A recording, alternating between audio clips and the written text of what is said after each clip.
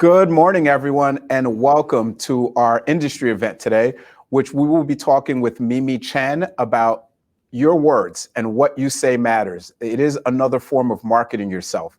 So today we'll be covering everything from writing bios, writing listing descriptions, how to talk with your clients via text, etc. So I'm very excited because this is an overlooked part of our marketing where agents aren't always writing thorough descriptions or no descriptions at all. So today, hopefully we can get some help, learn together of how to write. Mimi has been a writer within the real estate industry for many, many years, writing for builders and different developers, doing the marketing for them. So she is the perfect person to help us today.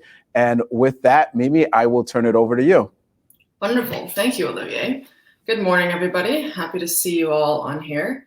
I'm going to share my screen in a couple of moments here and run us through some content that I hope you guys can all gain some benefits from, and then hopefully you can walk away with some tips and tricks to help you in your real estate writing.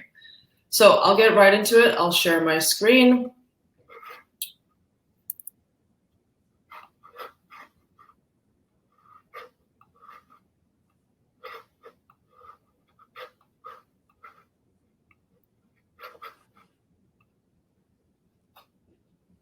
Here we go. So what we're going to talk about today is how to sharpen your real estate bio, your listing, and your communication. So my name is Mimi Chen. I've been in the real estate industry for about the last 10 years, working directly with real estate developers, specifically on the marketing side and also on the project management side. So I'm going to run us through a bit of an agenda of what we're going to cover today. And then towards the end, we'll have a discussion and a Q&A just to spark some dialogue and help each other out if we've got any challenges that we face on the day-to-day. Yeah, the discussion should take us about 30 minutes. So get comfortable, grab yourself a cup of coffee or some water, and we'll get right to it. Great. So, all right. So we'll cover these items today. First, we'll talk about understanding your audience and your client. Secondly, we'll cover structure and tips on how to improve your bio, how to write a listing description, a couple of different ways to say some key phrases and common terms you usually hear in real estate. And then we'll finish it off with some tips on how to close in person, over the phone, and via email.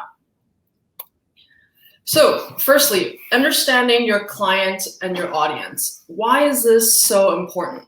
I think we often forget that home buying is such a big emotional decision for our clients. You know, when we're in the industry, we're focused on closing the deal, we're focused on the transaction, and we're focused on the actual paperwork of things.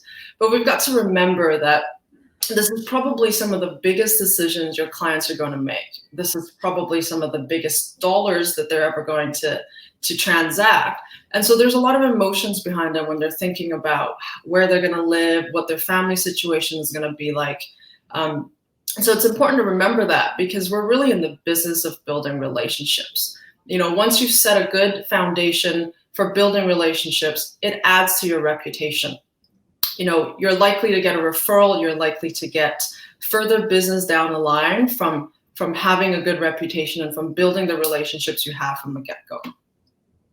I think it's really important to understand your client's why and speak to that because this really builds rapport.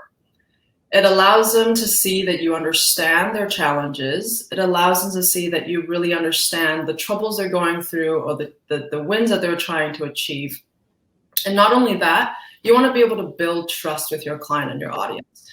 And to do that, showing empathy and bringing a human level to it, you know, towards their concerns or to whatever that it is that they're going through, it really builds trust. So starting with a good foundation is really key to understanding your client and building a good relationship. So Mimi, it sounds like it's your first impression with the client. Is that fair to say? Exactly. Yeah, exactly. You know, you want to come across like you're not there just to make the money. You know what I mean? You want to make sure that you're there as the advisor, as somebody that they can lean on and build some trust. Great. All right. So item number 2, We're going to talk about structures and tips to improve your bio. I'm going to give you a structure that you can follow, and then I'll give you a couple of examples, and I'll walk you through those examples so you can see how that actually looks. So first thing, as part of your structure, I'd like you to include a quote that represents your values and your work ethics. This doesn't need to be a long quote, just something simple and direct.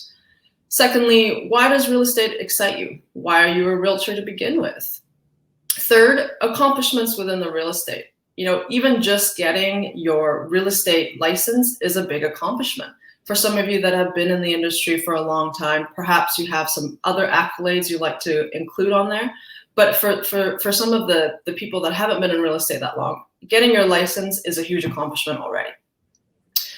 Number 4, talk about what you love in your day-to-day. This allows them to get to know you on a little bit more of a personal level. And again, that builds a little bit more rapport. Number 5, what are your hopes in your future? What are your hopes for your future? And number 6, location and area of expertise. Lastly, a call to action. So I want you to think about your bio almost like an advertisement for yourself.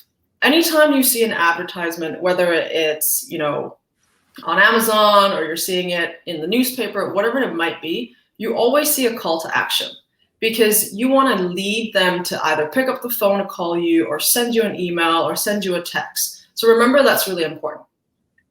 The next couple of slides, I'll show you some examples. I'll read them to you. And if you've got any questions, let's save those towards the end. First example, so you'll see the portion that's highlighted in the black there, that's Tanya's quote. So something simple like, love what you do and do what you love by Ray Bradbury. Simple, direct, to the point, but it talks about what she really values. So Tanya, who became a realtor in 2012 and joined RE/MAX in 2013, has such a deep passion for real estate that she visits open houses on vacation. The recipient of the Leaders Award in 2016 and 2017, Tanya is happiest when she sees looks of satisfaction on her clients' faces when they've received a fantastic offer or found their dream home. Today, she divides her time between Linwood and Crescent Beach. In the future, she hopes to watch her business grow as she assists more clients with the purchase or sale of their property. Tanya recently checked scuba diving off her bucket list, and her latest travel adventure was to Miami, where she hopes to build a custom home one day. So that bottom portion that's italicized and bold, that's your call to action, and that's your location and area of expertise. So for Tanya, this reads, I work in Vancouver East, West Vancouver, and Vancouver West. I specialize in condos, first-time home buyers, houses, investors, and pre-sale. I speak Spanish and English. Call or email me today with your contact information. Great. I've got another example to show you, and this one is Jared. So Jared's quote is, have the courage to live a life true to yourself, not the life of others expect of you. For Jared, he started his career in construction, home building, renovations, and project management. He became a realtor in 2019. What he loves most about his real estate career is building relationships with his clients, and he finds it rewarding to assist them in finding their dreams, homes big or small. He hopes to be known for his excellent service and become a top realtor in his community. Jared is a long-term resident of Kitsilano, an area he loves for its beaches, mom-and-pop shops, and tight-knit community. He likes to begin his day reminding himself of everything he has to be thankful for and to unwind with a long run along the seawall at the end of the day.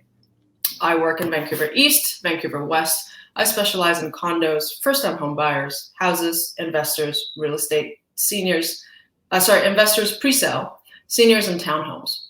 So for Jared, he hasn't been in real estate as long as Tanya has, but he spoke a little bit about what led him to real estate. And so I think that's a good segue, and it shares a little bit about your choices and what led you to real estate that adds to your accolades.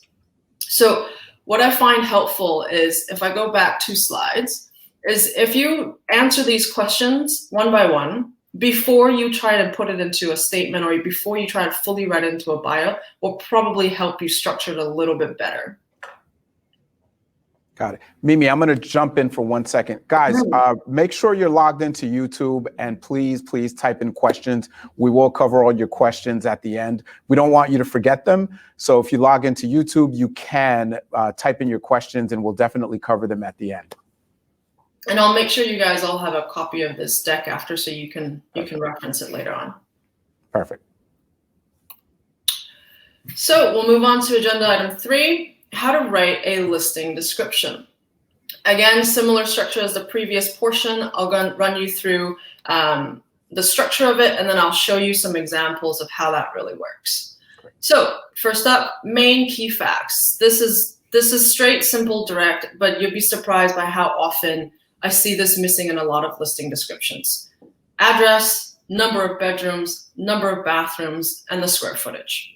Second, what sets the property apart? Is it that you're located next to a park? Do you have ample morning light because you're northeast facing?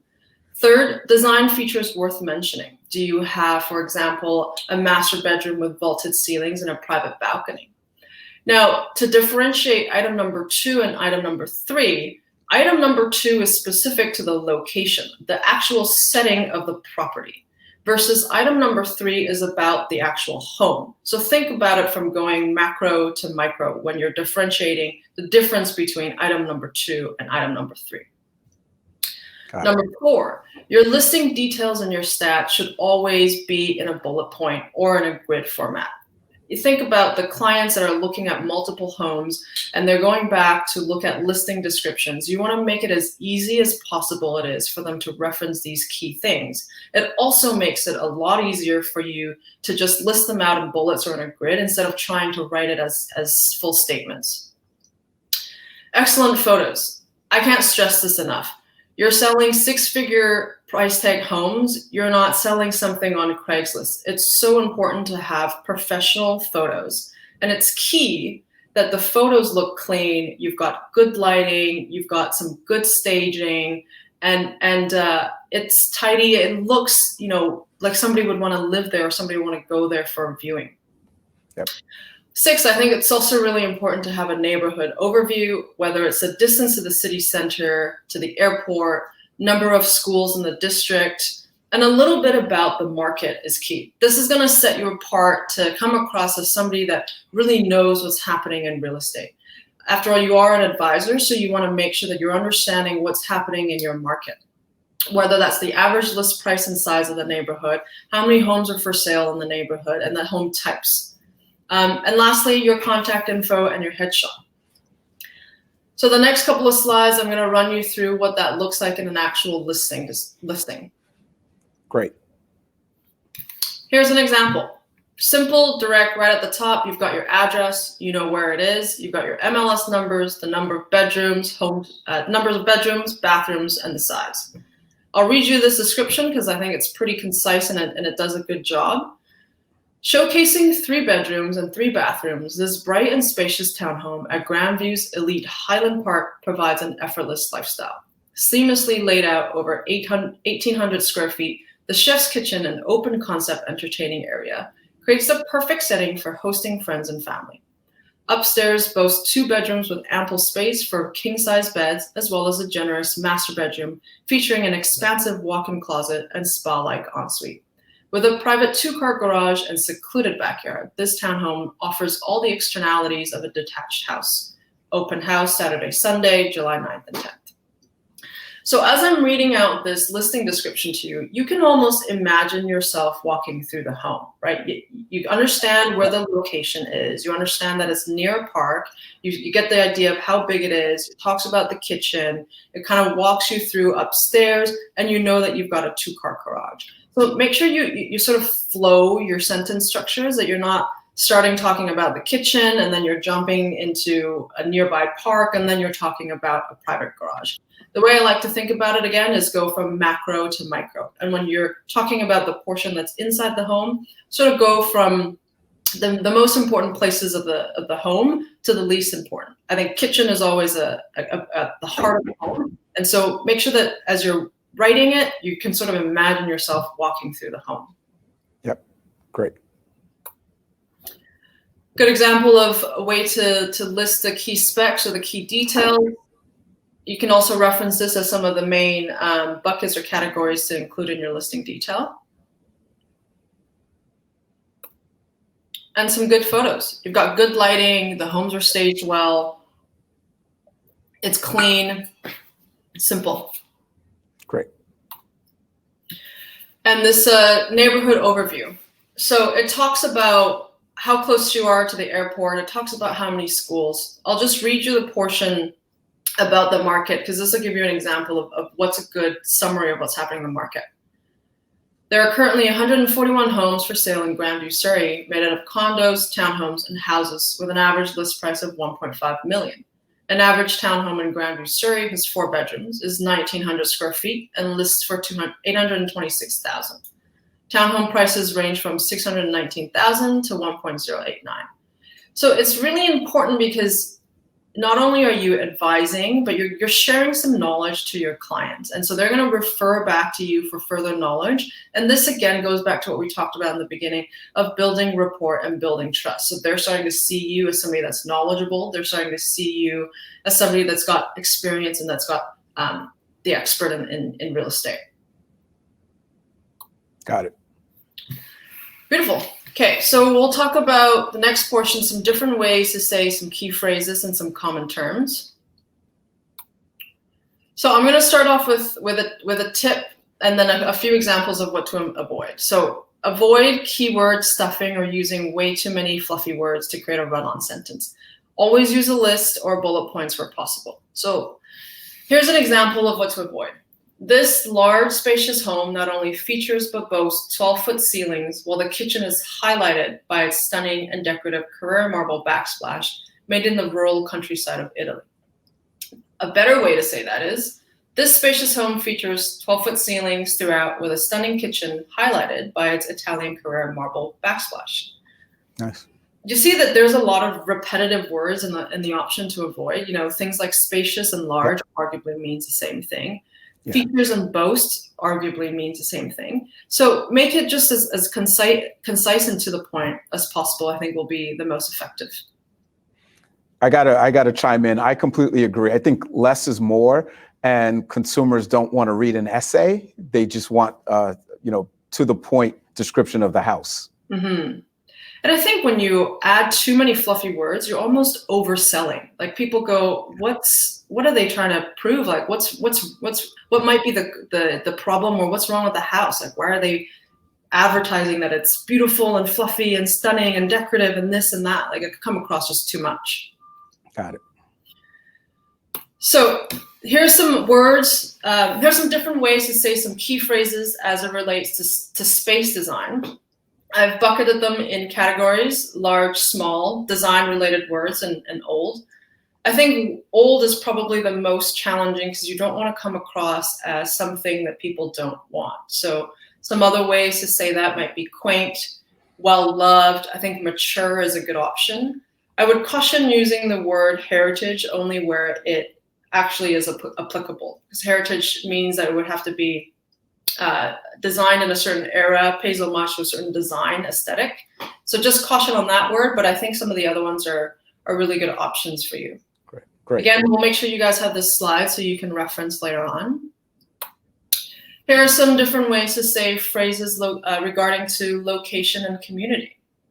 I think it's important to give people a good proximity to a destination. So are you 5 minutes from the closest shopping center? You're centrally located to give people a little bit more context than just nearby or you're close to. And mixing those up within your listing description just gives a little bit more variety. Community is a really strong component and a really, really important part to living, to living and choosing where you want to live. So choosing the right words to describe the community will be really key. Great. Some common terms I'm sure you guys have all heard of within real estate as it relates to sales. So I won't go over this too much, but here's just a reference for you. And then I think this one is probably some of the most, the challenges that you get probably on the day-to-day is in terms of how do you what's another way of saying motivated seller? Is it? Yeah. Key That's a big one. I think saying something like a quick close, because sometimes I think motivated seller could come across as the seller is a little bit antsy or a little bit desperate to just, get it off the market, which may be true.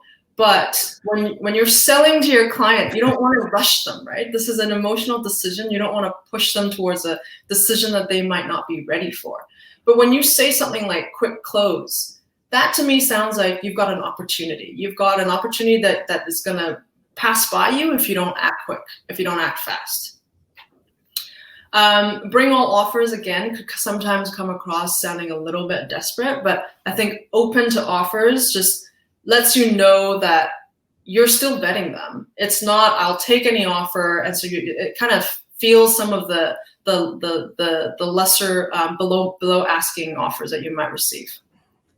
Needs TLC or needs updating, I think these options are interchangeable. Opportunity for renovation, that opens up to a market that might be looking for remodeling or renovating a home. Yeah. Won't last is a bit of like a car salesman term, I think, but price to sale, I think, is a softer and more professional way of saying that. And location is like very often overly used within real estate. So if perhaps perfectly situated or prime location might be a better option to use. Mimi, I got to say that slide was priceless. That was amazing, because those are typically, every listing will say motivated seller, bring all offers, location. And to your point with the motivated seller and bring your offers, it's almost like you're putting the seller's cards on the table, right? It does sound desperate. And I love the play on words of how you can say it differently in a more crisp and sharpened, polished delivery. With the same meaning, but it's just more polished. Exactly. And I think that'll differentiate yourself from other realtors. And I think it's also important to create a bit of a buffer between the seller and the buyer so that, they exactly like, as you say, not all their cards are shown. Exactly. Love it. Perfect. So we'll move on to the next portion. This will be the last part before we have our discussion and our Q&A. And we're going to cover tips on closing in person, over the phone, and email or text. So we're circling back a little bit to what we talked about at the very beginning of the presentation, which is understanding your client's why and speaking to that.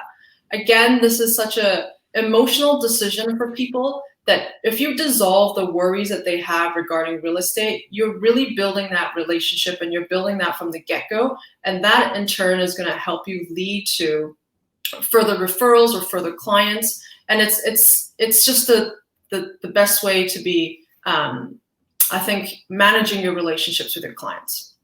Secondly, know your market, know your listing, and know your competition. I think understanding your market is key to coming across confident and earning your clients' trust. It doesn't mean, being dishonest and just answering whatever it is that they have. But if they've got a question that you don't know, just say, you know what, I'll get back to you. I'd love to help you with this. But coming across with that confidence is really going to help you win their trust. Knowing your listing is key to a successful showing. Think about how you're going to show the home. I suggest you would never go and show a home with a client if you've never been in that home. Think about that. For clients, this is a experience. Selling a home is an experience. Walking through a home is an experience. You want to think about, okay, when I bring the client in, what is it going to look like? What are the first key things I'm going to talk about? Am I going to bring them straight to the garage, or am I going to bring them straight to the kitchen? Will you have some snacks or some beverages laid out for them that they can enjoy? Perhaps even putting out a couple of signs that could trigger some of your memory to talk about. So, if you want to put a sign on the kitchen island so that you reference and talk about some of the key specs as it relates to, the appliance packages or whatnot. Just make sure that you walk through the home yourself so that you're not fumbling with light switches, smart home features and whatnot. This is key because it's an experience for them. When they walk away from that showing, they're going to remember, oh yeah, I really liked how I can come in the home, I can hang my jacket, and then I can put this here. Like, they're starting to imagine themselves living in the home. So make that experience as smooth as possible, and it's going to help you close a deal. Amazing. Knowing your competition is key to differentiating your listing. Your clients are for sure looking at other properties within the area. You should probably go and shop those properties so that you know what they're offering. So that when you're writing your listing description, how do you make it different? And how do you stand out from the 4 or 5 or 20 other listings that you're competing against? Always proofread and spell check. Be responsive and not reactive.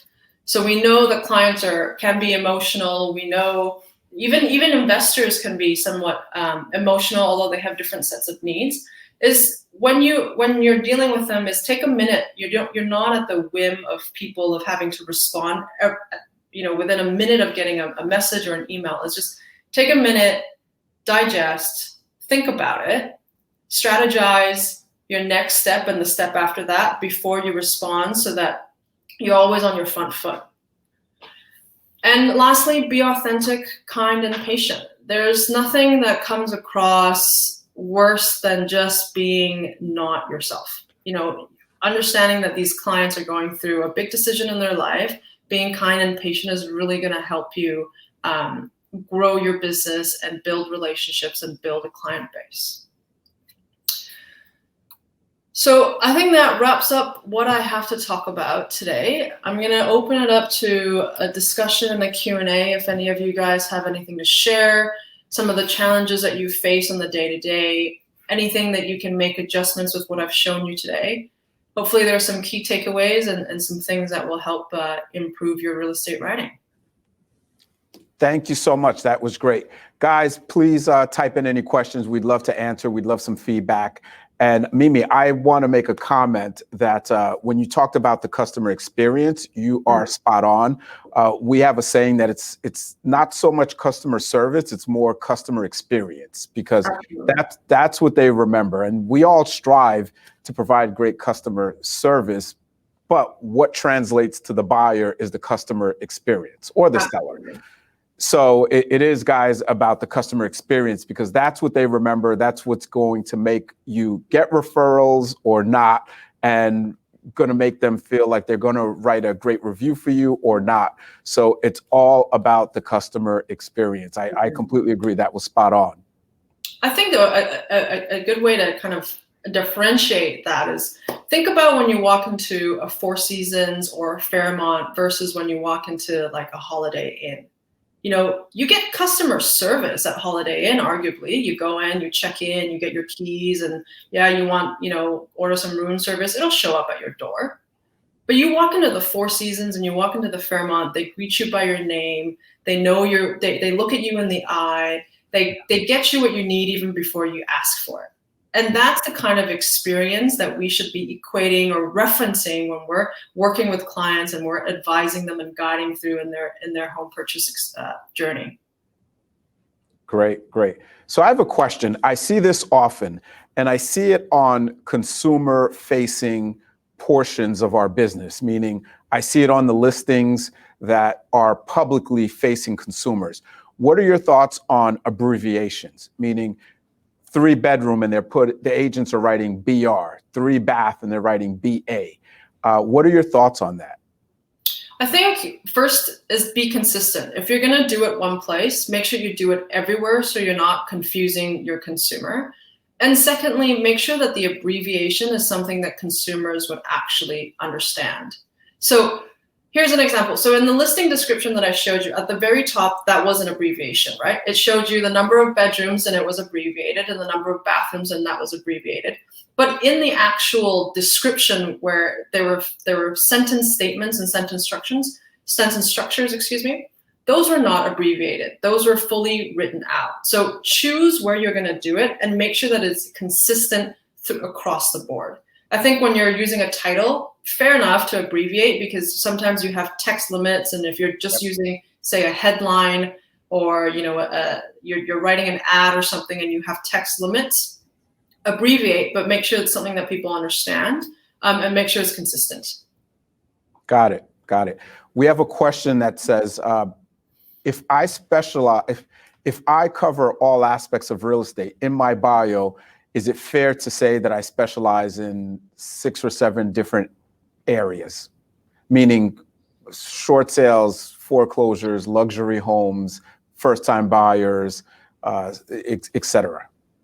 Yeah, why not? I think it's if you specialize in them, you should highlight it as that's your experience and that's your expertise, because they might be, that might attract a different client than, say, if you were specializing in 3 of those 7 items.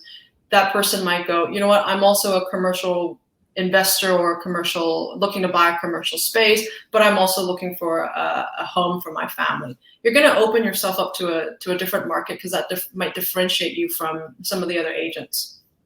Got it. And you mentioned headshots.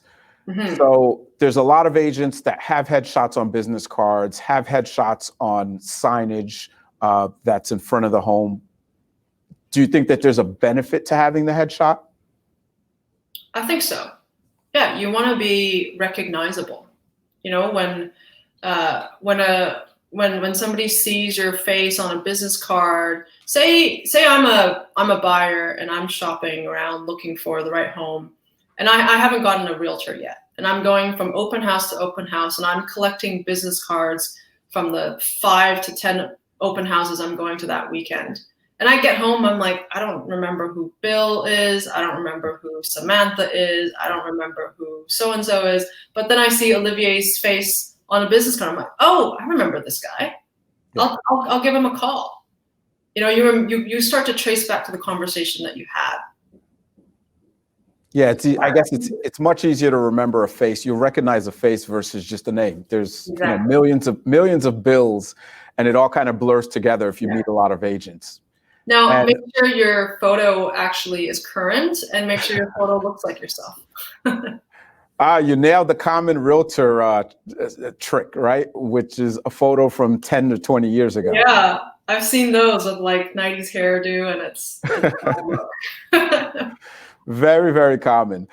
We have another question, which is, when you're trying to sell a home that's harder to market, mm-hmm. whether it's cluttered or it's just it doesn't show well, do you write nothing at all, or do you just try to describe the best that you can? I would see what you could do to make the home show better. And perhaps that's having a direct conversation with the seller, because they're obviously keen to sell the home. And you've got to coach them a little bit as well, and go, you know what, we really want to get this home sold for you.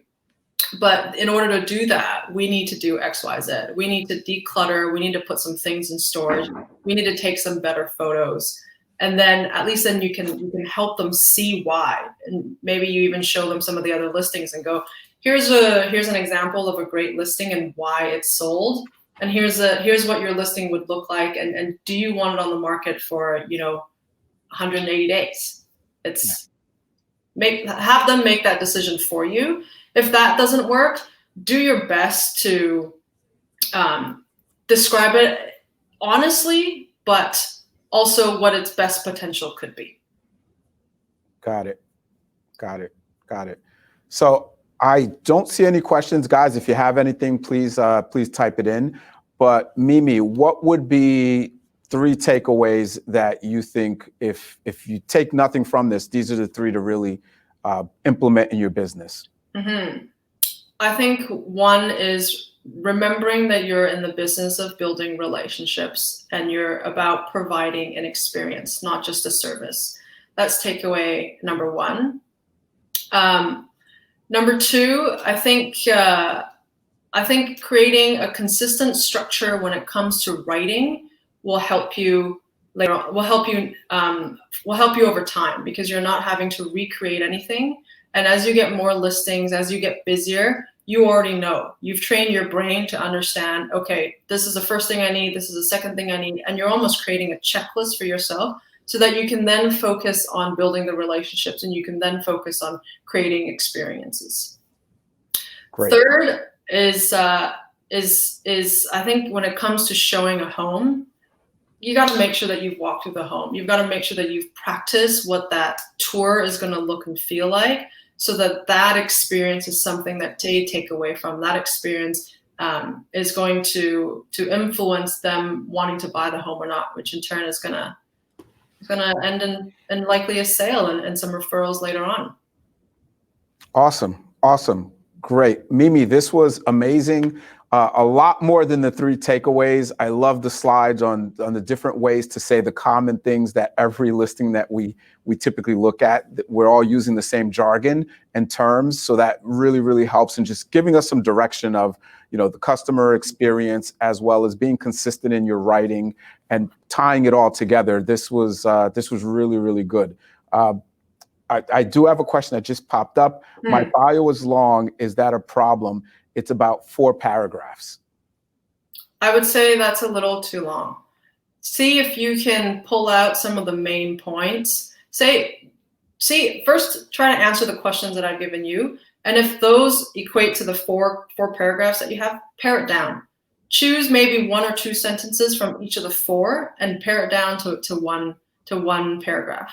They're not there to read an essay, even though your bio might be amazing and you've got a whole lot to share. Save that for when you meet them in a face-to-face setting. Great. And should that same bio be uniform everywhere? Yeah, I would make it consistent so that when they go, oh, you know what, I remember this person, I read this bio, and make sure that your bio is current and up to date. I would at least go in there every year and just, if you've got things that are about time stamped, make sure you're updating those and update your bio every at least once or twice a year. Or sorry, every 1 to 2 years. Got it. So I believe that is it. Guys, I'm sorry, I didn't do a proper introduction at the beginning. I am Olivier Lewis with RE/MAX First Realty in Cranford, and my partner Carl Sanfilippo is part of RE/MAX First Realty in East Brunswick. So thank you for attending. We appreciate it. Next month, we're excited to talk about short sales as they are coming back in this market. So we have a speaker who's an attorney, that Bill Soko. He works with us in our offices with helping with short sales. So he's going to explain everything A to Z and get you guys prepared, as short sales will be coming back and will be part of our market again. So look forward to that next month. We will send that out to everyone. Mimi, thank you. We will share the slides. If anyone has any questions, please reach out to us.